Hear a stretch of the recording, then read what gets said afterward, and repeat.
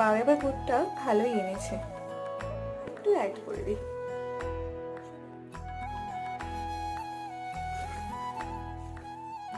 হাত লাল হয়ে গেছে পুরো, এতটাই গরম।